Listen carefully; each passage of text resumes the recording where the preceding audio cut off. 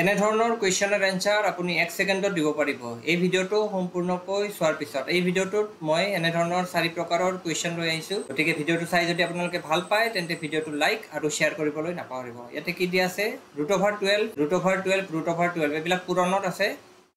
Dot infinity infinity মানে হৈছে অসীম, অৰ্থাৎ √12 এই সিৰিজটো শেষ হোৱা নাই, অসীমলৈ গৈছে ইনফিনিটি। এনে ধৰণৰ কুৱেশ্যন যদি দিয়া থাকে ইকুৱেল টু কিমান হ'ব, ইয়াতে যেটো কুৱেশ্যনত যেটো নাম্বাৰ দিয়া থাকে হেতু এনসাৰ, অৰ্থাৎ এই কুৱেশ্যনটোৰ এনসাৰ কি হ'ব, এনসাৰ হ'ব 12। ইয়াৰে শৰ্তটো কি, কন্ডিশনটো কি, √ওভাৰ বিলাকৰ মাজত ইয়াতে পূৰণ থাকিব লাগিব, একো নাই মানে ইয়াতে পূৰণ চিন আছে আৰু একে নাম্বাৰ হ'ব লাগিব আৰু ইনফিনিটি লৈ যদি থাকে অৰ্থাৎ অসীমলৈ যদি যায় তেন্তে এনসাৰ হ'ব 12। আৰু এনে ধৰণৰ কুৱেশ্যনত নাম্বাৰ বিলাক সদায় একে থাকে। যেনে আৰু এটা যদি এক্সাম্পল আমি ধৰি লওঁ, ইয়াতে যদি থাকে √3 ইনটু √3 এনে ইনফিনিটি যদি হয় তেন্তে ইয়াৰে এনসাৰ কি হ'ব, এনসাৰ হ'ব 3। গতিকে আপোনালোকে এইটো চাইয়ে ক'ব পাৰিব। নেক্সট কুৱেশ্যনটো কি দিয়া আছে, ইয়াতে √12 ইনটু √12 ইয়াতে ডট ইনফিনিটি নাই, অৰ্থাৎ 4টা √12 এনেকৈ দিয়া আছে। ইয়াৰে এনসাৰ কি হ'ব, আগৰটো ইনফিনিটিলৈকে আছিল হেতু বেলেগ আছিলে, এইটো হৈছে ইয়াতে দিয়া আছে 4টা √ওভাৰ। গতিকে ইয়াৰে এনসাৰ আপোনালোকে ডাইৰেক্ট লিখিব পাৰে, যেটো নাম্বাৰ দিয়া থাকিব হেতু লিখিব প্ৰথমতে। ইয়াতে 12 দিয়া আছে 12 লিখিছো। ইয়াতে √ওভাৰ কেইটা আছে আপোনালোকে গণিব লাগিব, 1 2 3 4টা √ওভাৰ আছে। গতিকে ইয়াতে 12 টু দি পাৱাৰ 4টা যেহেতু √ওভাৰ আছে আপোনালোকে 2 ৰ ঘাত 4, ইয়াতে 2 কিয় লিখিছো, যেহেতু স্কয়াৰ ৰুট এটো বৰ্গমূল, গতিকে সেইকাৰণে 2 লিখিছো আৰু যেটা বৰ্গমূল থাকে এটা আমি কি লিখিছো হিমানতে নাম্বাৰ লিখিম। ইয়াতে 4টা বৰ্গমূল আছে সেইকাৰণে 2 টু দি পাৱাৰ 4 লিখিছো। 2 টু দি পাৱাৰ 4 সমান কিমান হয়, 4টা 2 পূৰণ হ'ব, 2 পূৰণ 2 পূৰণ 2 পূৰণ 2 কিমান হ'ব, 2 2 4 4 2 8 8 2 16। তলত লিখিব লাগিব 16 আৰু ওপৰত 16তকৈ 1 কমাই লিখিব 15। হেতু হ'ব ইয়াৰে এনসাৰ। পিছৰ কুৱেশ্যনটো চালে ভালকৈ বুজি পাব। যেটো নাম্বাৰ দিয়া থাকে হেতু লিখিব, যিমানটা স্কয়াৰ ৰুট দিয়া থাকে ইয়াতে 4টা বৰ্গমূল দিয়া আছে সেইকাৰণে 2 টু দি পাৱাৰ 4 ৰ মানটো আমি ওলাই লৈছো 16 হৈছে। তলত 16 লিখিম, ওপৰত 1 কমাই 15 লিখিম। ইয়াৰে ফৰ্মুলাটো এনেকুৱা, a টু দি পাৱাৰ ইয়াতে তলত লিখিব লাগিব 2 টু দি পাৱাৰ n আৰু ওপৰত লিখিব লাগিব 2 টু দি পাৱাৰ n-1। কিন্তু ফৰ্মুলাটো মনত ৰখাতকৈ ডাইৰেক্ট আপোনালোকে মনত ৰাখিব পাৰে। পিছৰ কুৱেশ্যনটো কৰো আমি তেতিয়া ভালকৈ বুজি পাব। ইয়াতে কি আছে √7 ইয়াতে এটোৰ এনসাৰ কি হ'ব, প্ৰথমতে আমি যেটো নাম্বাৰ দিয়া থাকে হেতু লিখি লম। ইয়াতে 7 আছে 7 লিখি লৈছো। তাৰ পিছত গণিব কেইটা √ওভাৰ আছে, এইবিলাক সব পূৰণত আছে আৰু এই ফৰ্মুলাটো পূৰণৰ কাৰণে হয়। ইয়াতে কেইটা আছে 1 2 3 4 5 6 6টা √ওভাৰ আছে। গতিকে 2 ৰ আমি 2 টু দি পাৱাৰ 6 ৰ মানটো ওলাই লওঁ। 2 টু দি পাৱাৰ 6 মানে 2 কেইটা পূৰণ দিব লাগিব, আমি 6টা পূৰণ দিব লাগিব। কিমান হ'ব, 2 2 4 4 2 8 8 2 16 16 32, ইয়াতে কি হ'ব 64। গতিকে আমি যেটো নাম্বাৰ দিয়া আছে হেতু নাম্বাৰ প্ৰথমতে লিখি লৈছো, তাৰ পিছত টু দি পাৱাৰ তলত 64 হ'ব আৰু ওপৰত 1 কমাই লিখিব লাগিব 63। ইয়াতে আনসাৰ হ'ব অপচন এ। বুজি পাইছে? ইয়াতে যেটো নাম্বাৰ প্ৰথমতে দিয়া থাকে হেতু লিখিব, তাৰ পিছত যেটা বৰ্গমূল আছে আপোনালোকে গণিব, গণি পেলাই 2 ৰ পাৱাৰ কৰি হেতু লিখিব লাগিব। ইয়াতে যদি 5টা থাকে 2 টু দি পাৱাৰ 5, 4টা থাকিলে 2 টু দি পাৱাৰ 4 এনেকৈ লিখি যেটো নাম্বাৰ ওলাই হেতু তলত লিখিম আৰু যেটো তাৰ পৰা 1 মাইনাস কৰি ওপৰত লিখি দিম। এইটো হ'ব ইয়াৰে এনসাৰ। কিন্তু যদি ডট ইনফিনিটি থাকে তেন্তে কি হ'ব, ইয়াৰে এনসাৰ ডাইৰেক্ট 7, একো নোচোৱাকৈ ডাইৰেক্ট 7 লিখি দিব পাৰে আপোনালোকে। তাৰ পিছৰ প্ৰশ্নটো চাই লওঁ।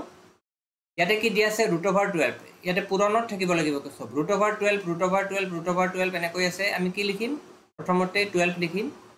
কেইটা বৰ্গমূল আছে গণিব, 1 2 3 4 5 6, অৰ্থাৎ 2 to the power 6। 2 to the power 6 ৰ মান আমি মাত্ৰ ওলালো, কি হয় 2 টু দি পাৱাৰ 6 মানে 64। গতিকে তলত লিখিম 64, ওপৰত লিখিম 1 মাইনাস কৰি 63।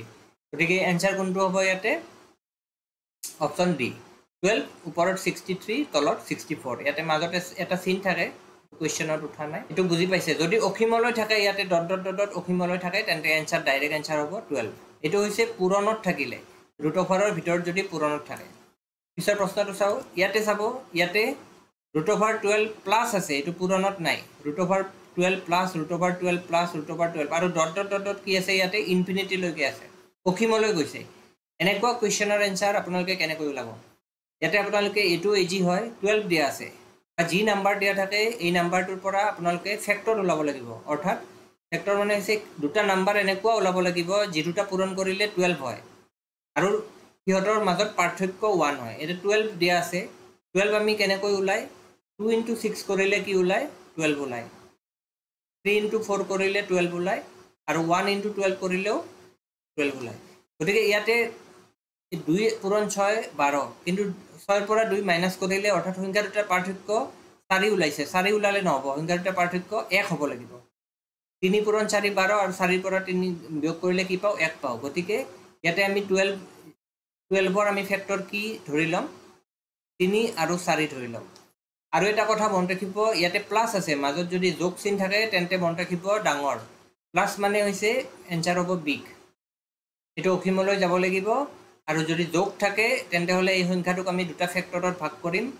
এনেকুৱা দুটা ফেক্টৰ মানে হৈছে এনেকুৱা দুটা সংখ্যা ওলাম যি দুটা পূৰণ কৰিলে এই সংখ্যাটো আহে আৰু সেই সংখ্যা দুটাৰ মাজত পাৰ্থক্য বিয়োগ কৰিলে 1 পাও 4 ৰ পৰা 3 বিয়োগ কৰিলে আমি 1 পাও গতিকে ইয়াৰ ডাঙৰ সংখ্যাটো হ'ব ইয়াৰ উত্তৰ অৰ্থাৎ ইয়াতে এনসাৰ হ'ব অপশন বি 4 যেহেতু প্লাস আছে এই কাৰণে ডাঙৰটো হয় আৰু এটা কোৱেশ্চন কৰিলে আপোনালোকে ভালকৈ বুজি পাব ইয়াতে দিয়া আছে 30 30 + √30 + √30 + √30 ইনফিনিটি লৈকে যাব তেন্তে ইয়াৰে এনসাৰ কি হ'ব ইয়াৰ 30 ক আমি কি লিখিব পাৰো 6 * 5 30 15 * 2 30 হয় 15 দুগুণ 30 কিন্তু হিয়তৰ মাজৰ ডিফাৰেন্স যেটো হয় এটো 1 নহয় ডিফাৰেন্স 1 হ'ব লাগিব এতে 6 আৰু 5 পূৰণ কৰিলে 30 ওলাই 6 ৰ পৰা 5 বিয়োগ কৰিলে কি পাও 1 পাও গতিকে ইয়াতে যোগ আছে মাজত যোগ আছে গতিকে এনসার কি হ'ব অপশন ডাঙৰটো এনসাৰ হ'ব অৰ্থাৎ অপশন সি 6 হ'ব ইয়াৰ এনসাৰ ইয়াৰে কন্ডিশনটো কি ইয়াতে প্লাস থাকিব লাগিব মাজত আৰু ৰুট ওভাৰ এটো ইনফিনিটি লৈকে যাব লাগিব বা অসীমলৈ যাব লাগিব তেন্তে এইটো নিয়ম খাটে আৰু এটা আমি কোৱেশ্চন চাই লও ইয়াতে আছে 272 272 272 272 প্লাস প্লাস প্লাস এটা কৈ ইনফিনিটি লৈকে আছে এইটো এটা এনেকুৱা দুটা নাম্বাৰ 272 ৰ পৰা ওলাব লাগিব আমি যে দুটা পূৰণ কৰিলে 272 হ'ব আৰু এটাৰ পৰা আনটো বিয়োগ কৰিলে 1 হ'ব লাগিব ইয়াতে অপচন কেটা আমি চালে গম পাম ইয়াতে এইটো হ'ব নোৱাৰে কাৰণ 4 * 3 এনেকৈ নোলাই আনসাৰ ইয়াৰে পয়েন্টটো নোলাই গতিকে এই দুটা আমি কাটিব পাৰো ইয়াতে 16 আৰু 17 দিয়া আছে গতিকে আমি অপচনৰ পৰা আমি গম পাই গলো যে 16 আৰু 17 যদি আমি পূৰণ কৰো তেন্তে নিশ্চয় 272 পাই যাম কোৱেশ্চন বিলাক এনেকৈয়ে দিয়া থাকে যাতে আপোনালোকে শৰ্ট ট্ৰিক ইউজ কৰিব পাৰে ইয়াতে কি 7 * 6 কিমান হ'ব 42 4 7 গুণ 7 13 6 গতিকে 272 গতিকে ইয়াতে কি হ'ব এটা হ'ব 16 আৰু এটা হ'ব 17 ইয়াতে ডাঙৰ কোনটো ইয়াতে যেহেতু প্লাস আছে গতিকে ডাঙৰটোৱে হ'ব আনসাৰ অপশন সি ইয়াৰে হ'ব আনসাৰ পিছৰ প্ৰশ্নটো চাব ইয়াতে নেক্সট কোৱেশ্চনটো ইয়াতে মাইনাস আছে ৰুট ওভাৰৰ ভিতৰত 20 - √20 - √20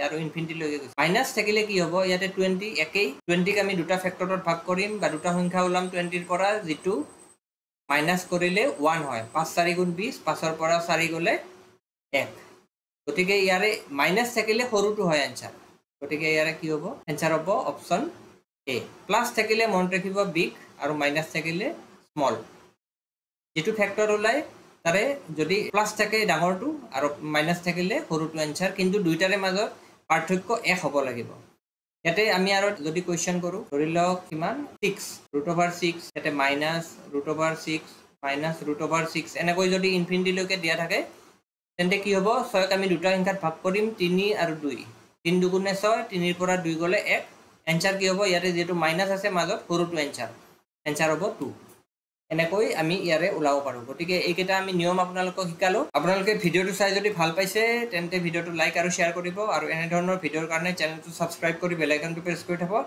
যাতে নতুন নতুন ভিডিওৰ নটিফিকেশন আপোনালোকে পাই থাকে ধন্যবাদ